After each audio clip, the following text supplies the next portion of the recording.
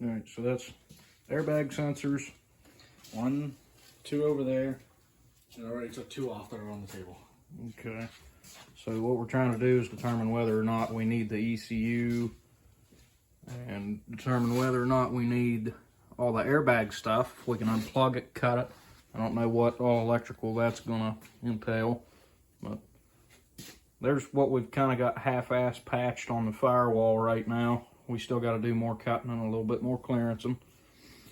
But the reason I haven't really recorded much or done much is because my welder took a shit on me.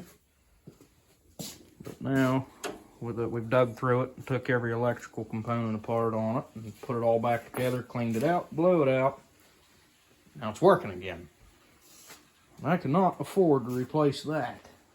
But here's a little update on the transmission. We got it nice and cleaned up, painted on. Everything looks awesome on that. We just used engine enamel on it.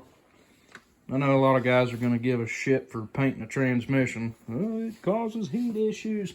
Don't think so. It'll be fine. And here's the crusty old Vortec motor that we had. It turned out awesome. He got a brand new intake for it, because I didn't know that the intakes that I had weren't going to fit. We just had the distributor in it just to hold it there for a second. Yeah, everything turned out nice on this. We're just going black all the way around. We might do a little bit of red in there, a little bit of blues somewhere, maybe. Everything's looking pretty hot as far as that goes. Let's see, what else were we thinking? I don't know if I put it in the last video or not, but we need to move this sway bar down and make like an extension right there just so it clears the crankshaft. I mean, everything else is just kind of falling together except for my welder issues. And my crappy welds.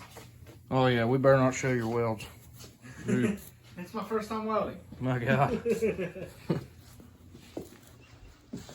Yeah, it might be your first time welding, and I don't think you did a bad job, but... At least I didn't catch my engine on fire. That's true, I did catch the engine on fire. I tried to light a cigarette next to this while it was completely brake cleaned down and waiting for it to dry off, and it decided to take flight.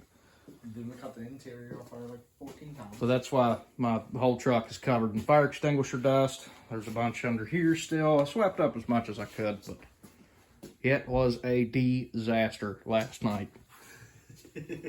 So, that is why you need a shit hit the fan can. Yes. Now, if you would give me back mine from your Lancer. You're the one that told me to keep it in the Lancer. I need to grab it though. Well, the Lancer doesn't run, so I need it back. And keep it on the Jacer. Shit, with the shape that bike's in, you're going to need it on there. It's not in bad shape. Not at all. But that's where we're at with it. And another thing we realized during our last test fit, the motor mount spot for a small block Chevy is going to sit somewhere about right here and right there. And I'm going to have to make a, well, I don't make it, but I'm going to need to take a piece of flat plate steel and bolt it to the block here and move it, and it'll be about that long.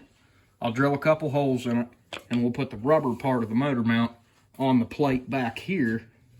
My camera skills are horrible.